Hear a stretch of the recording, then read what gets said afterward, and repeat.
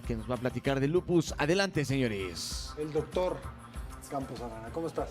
Hola, ¿qué tal? Muy bien, mucho gusto, ¿Todo bien? un placer estar aquí con ustedes. Muy bien. Y bueno, pues vamos a hablar del lupus, ¿no? el lupus. Esta enfermedad es como un poco, digamos, oculta, como que no se sabe mucho y es muy importante, ¿no? Saber, estar informados de qué es el lupus. Sí, yo creo que es muy pertinente. Desafortunadamente es un padecimiento que se puso de moda hasta que una paciente famosa pues hizo denotar su padecimiento, que fue Selena Gómez, ¿no? Sí. Sin embargo, esta es una enfermedad que tiene una gran trascendencia porque afecta principalmente a mujeres en edad reproductiva y estamos hablando de que las más fuertemente impactadas son justamente las que se encuentran entre los 20 y los 40 años. Claro. Debido al papel que juegan las hormonas, que sí es muy trascendente, más o menos afecta de 5 a 15 mujeres por cada hombre que llega a tener lupus.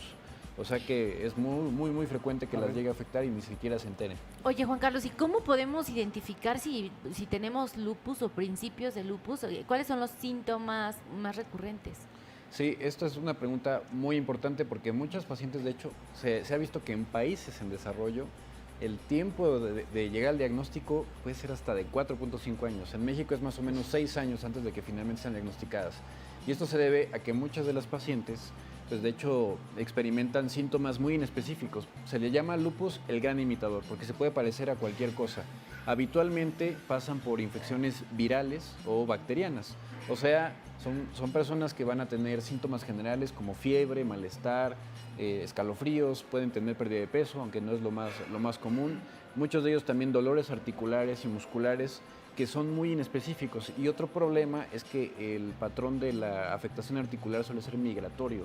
O sea, que un día afecta unas articulaciones, otro día puede afectar otras al pie. Entonces, pues...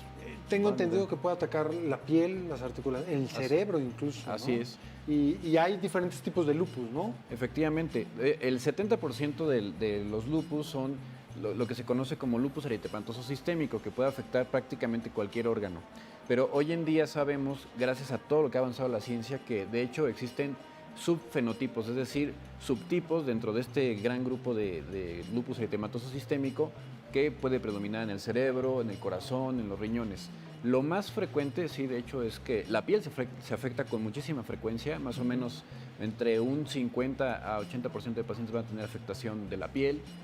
Otros tejidos como las serosas, que son las membranas que recubren los órganos internos, más o menos entre un 20 y un 30%.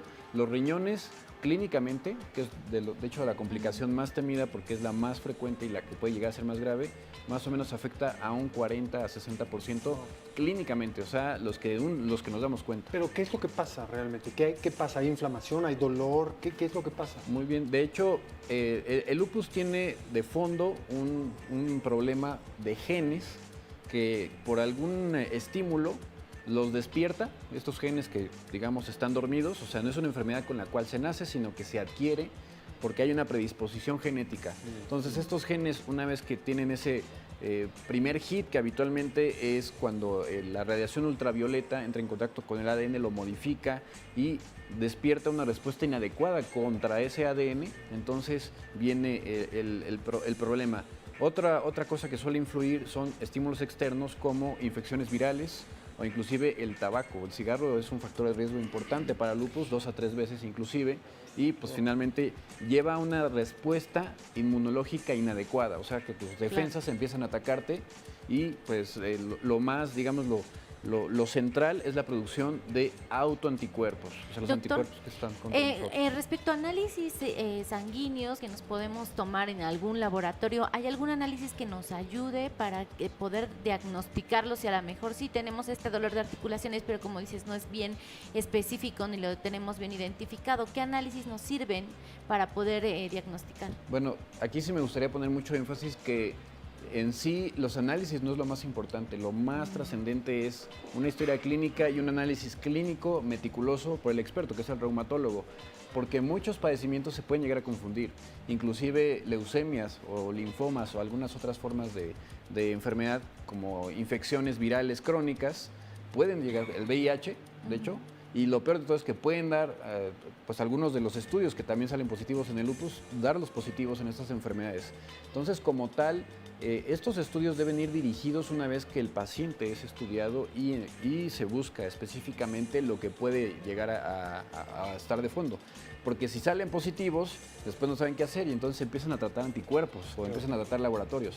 Pero algunas de las cosas que nos pueden sugerir que un paciente tiene lupus es, por ejemplo, una biometría hemática completa, donde se encuentra una anemia que no hay una explicación clara de por qué está la anemia, sobre todo si es una anemia que nosotros le decimos normocítica normocrómica, o sea que tiene un tamaño normal del eritrocito, pero está disminuido de cantidad, y la presencia de linfopenia, o sea, disminución de los linfocitos, entre otras cosas que puede haber. Las plaquetas pueden estar bajas, puede haber alteraciones en la orina, sobre todo si hay afectación renal, como sangre, proteínas.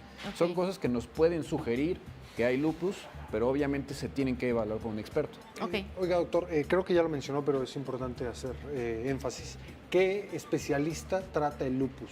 ¿Con quién debo de ir si sé que tengo lupus? Bueno, que finalmente el doctor es el que lo dice, ¿no? Pero claro. sí, ¿qué doctor es el que trata el lupus? Bien, pues sí, el reumatólogo, o sea, finalmente nosotros los reumatólogos somos los que nos especializamos, formamos y pues eso, actualizamos en el lupus y muchas veces de la mano, según las complicaciones que pueda haber, porque si hay también implicación renal, por supuesto que el nefrólogo, si hay implicación dermatológica, por supuesto que el dermatólogo, un trabajo en conjunto. Algo rápido, ¿hay cura o es progresiva?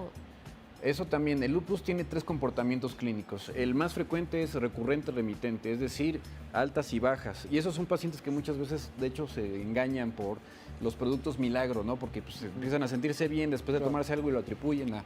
Ese es el 70% de los pacientes. Hay otra forma que es la crónicamente activa, la cual más o menos 10-20%, y otra menos frecuente que es la crónicamente quiescente, o sea que está apagado muchos años y de pronto puede despertar. Entonces, de acuerdo a eso es que debemos dirigir la mirada. No es una enfermedad hoy en día que se puede decir que se cure, pero sí se puede controlar de forma muy adecuada. Puede llegar a ser mortal, sí. Bueno, muchísimas gracias, muy interesantes sus conceptos. Un gusto. Muchas gracias, Y doctor. hay que pues, poner atención a esta enfermedad que no es tan fácil de detectar. Vamos del otro lado del estudio con Jorge.